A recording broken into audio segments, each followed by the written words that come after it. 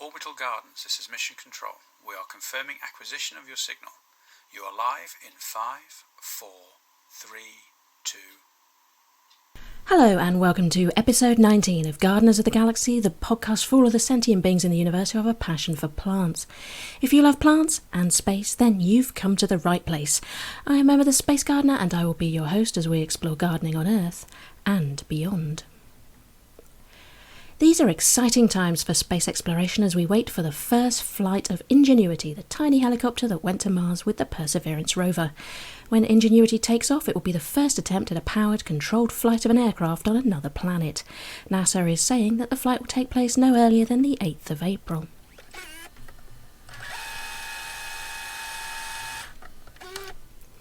Researchers working with NASA have discovered bacteria on the International Space Station that might help us grow plants in space. They've isolated 4 different Methylarubrum species, 3 of which hadn't been seen by scientists before. That's exciting because Methylobacterium species on Earth help plants with nitrogen fixation, nutrient uptake, stress tolerance, and defence against disease. However, scientists will need to do a lot more research before we know if these new bacterial strains can really help with the space farming.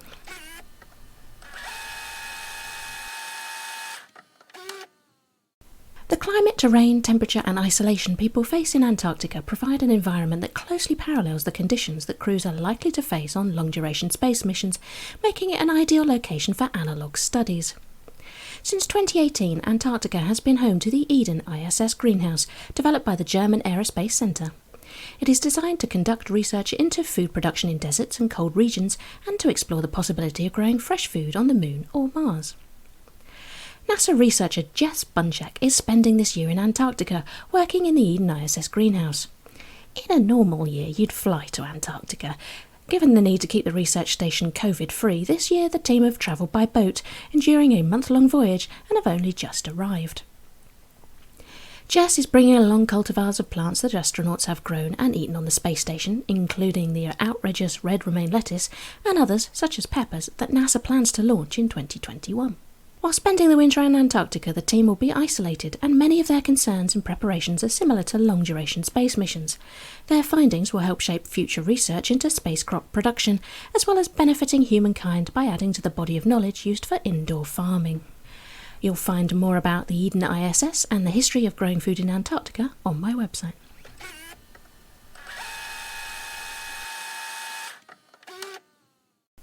Atlas Obscura have a great article on Quark. I have absolutely no idea if I am saying that right, but it's a traditional dried dairy product that has sustained nomads across Central Asia for centuries. It's made by straining fermented milk until it's thick enough to be rolled into balls and dried in the sun. Different variations exist throughout Central Asia, the Caucasus and the Middle East, including the Persian kashk, Jordanian khamid and Armenian chortan.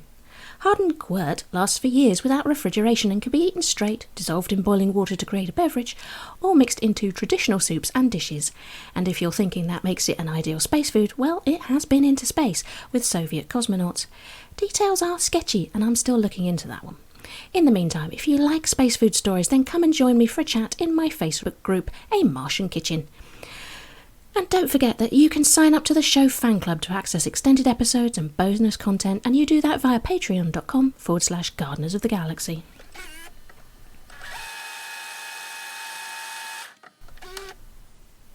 Thales UK and Thales Alenia Space have announced the 8th annual Mars Balloon project. They plan to launch more than 150 experiment capsules on high-altitude balloons 30 kilometres up into the Earth's atmosphere in June 2021.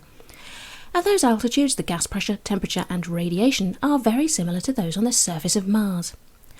Perhaps the most exciting aspect of this project is that UK students will fill those experiment capsules. School students and science clubs can carry out Mars analogue science experiments with no costs beyond materials and postage. The only catch? It has to fit into a plastic Kinder Egg capsule.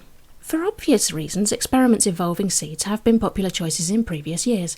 Students have also tested the effect of Martian conditions on rubber bands, ink, memory sticks and 3D printed materials. Once the payload returns to Earth, the experiments will be returned to their student researchers for analysis. Schools interested in participating have to register by the 1st of April, and there's more information about that on my website.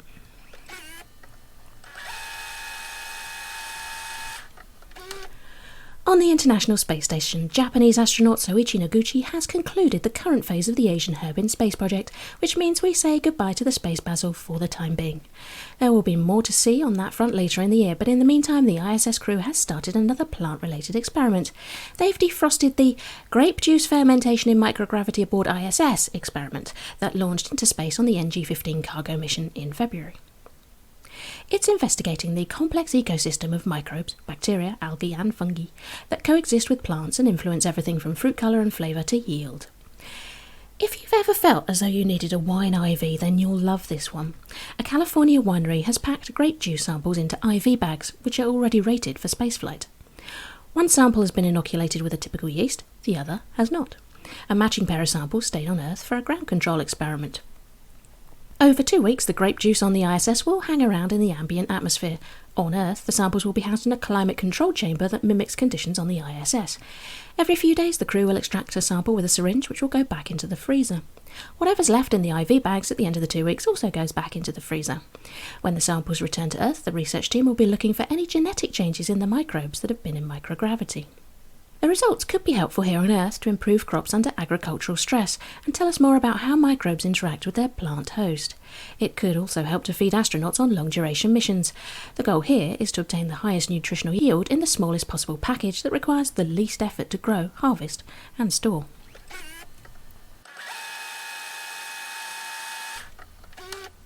Earlier this month, astronauts threw a pallet of used batteries out of the International Space Station. The size of an SUV and weighing 2.6 metric tons, it's the most massive object ever jettisoned from the ISS. It should orbit for a few years before returning to Earth and burning up in the atmosphere, but there are some concerns it will add to the increasingly problematic cloud of space debris surrounding our planet. Astronauts don't usually toss trash out of an airlock, so what do they do with it? I'm sure you've seen pictures of the inside of the International Space Station and noted that things can look a little crowded. With regular supply missions bringing up around 12 tonnes of cargo every year, finding somewhere to stow it all can be challenging. What you really don't want is a lot of useless trash hanging around. Like us, astronauts stuff things they don't want into trash bags. However, since they don't have regular trash collections, they can accumulate up to 2 tonnes of it before it can be packed into an empty supply vehicle that will either bring it back to Earth for disposal or burn up in the atmosphere. Unlike us, astronauts have to throw out their dirty laundry and, well, poop. So you can imagine that dealing with the trash isn't that pleasant.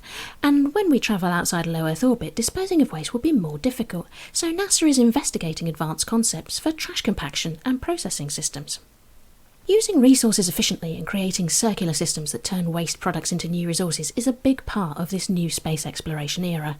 And those of us stuck here on Earth can take a similar journey, trying to reduce the amount of waste that we produce and our impact on our home planet. For just over a year now, Ryan and I have been having some of our groceries delivered by GotG19.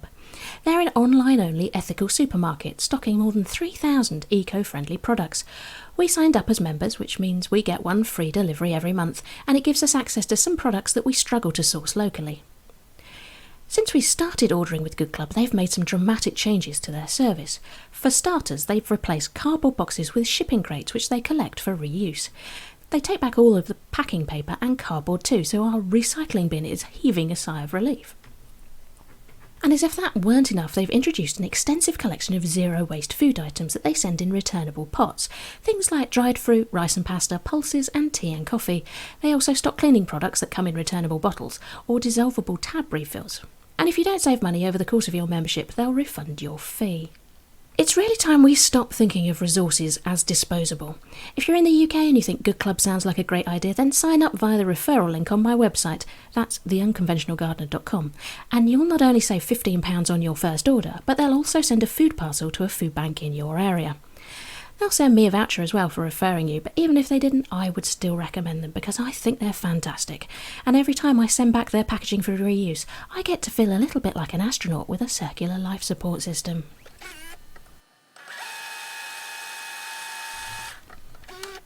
The first use of the term aquaculture appeared in the Baltimore Sun in 1855, where it referred to the cultivation of ice, a valuable winter crop for farmers before the development of electric refrigerators. Later in the 19th century, the word came to mean the cultivation of aquatic species. Essentially, it's farming in water. Aquaculture may be a relatively modern word, but farming in water is an age-old practice. Art from ancient Egypt shows us gardens with ponds used for irrigation, but they were also stocked with fish and used to cultivate lotus. Egyptians ate lotus roots and seeds as staples, and were fond of soaking the flowers in wine for a treat. On the other side of the world, the Aztecs developed chinampas, floating gardens in lakes that used river water for irrigation. They're still in use in Mexico today, and the Food and Agriculture Organization of the United Nations lists them as a globally important agricultural heritage system. And in China, the Dong people of southwest Guizhou have been using another globally important agricultural heritage system for thousands of years. They stock their alpine rice paddies with fish and ducks, which fertilise the rice crop and feed on pests before feeding the farmers. You may also hear the term aquaponics, which is a combination of aquaculture with hydroponics. It refers to artificial systems that cultivate both fish and edible plants. A remarkable demonstration project called the Incredible Aqua Garden was associated with the Incredible Edible Todmorden in the north of England. Launched in November 2013 behind a school, it was a place for students to learn and grow and feast on the results. It grew salads, fruits and vegetables, tilapia fish and even tropical fruit. Sadly, the project ran out of funding and closed down in 2018. Researchers working on the Lunar Hatch programme are investigating whether farmed fish eggs fertilised on Earth could hatch and thrive in a moon base. The reasoning behind it is that the plants studied so far for space farming don't provide a complete human diet, and the discovery of water on the moon means that lunar aquaculture might be feasible. Rearing fish on the moon could provide essential amino acids, omega-3 polyunsaturated fatty acids and vitamin B12, and their watery home would automatically protect the fish from cosmic radiation.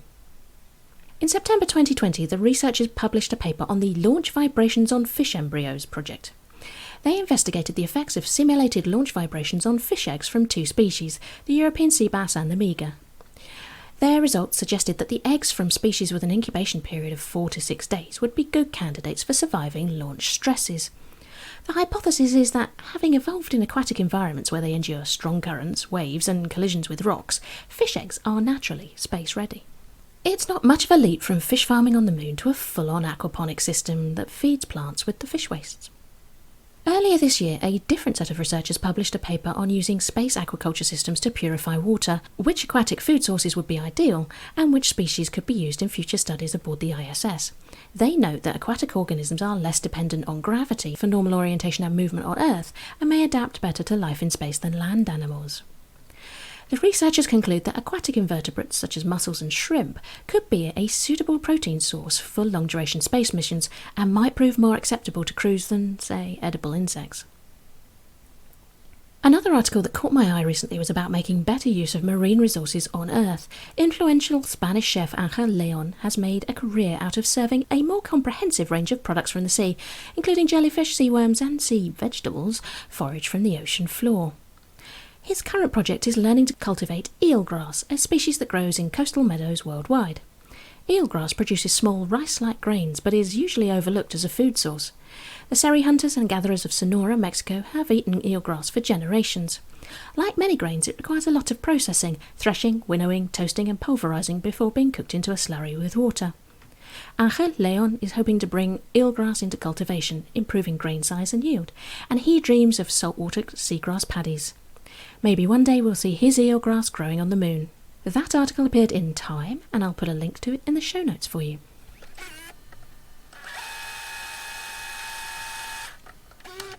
That's it for this episode. You'll find the show notes on my website, theunconventionalgardener.com, which is also home to a virtual tip jar for those of you who would like to support the show. If you're enjoying the show, please take a moment to tell a friend. Let's grow our Space Gardener community. You can find me on Twitter and Instagram at Orbital Gardens. Gardeners of the Galaxy has its own Facebook page, and I'd love you to join me for a chat about space plants in the Space Greenhouse Discord server. Thanks for listening. Goodbye. Orbital Gardens, this is Mission Control, confirming termination of your signal. We have activated the auto kettle and you are T-3 minutes. Mission Control out.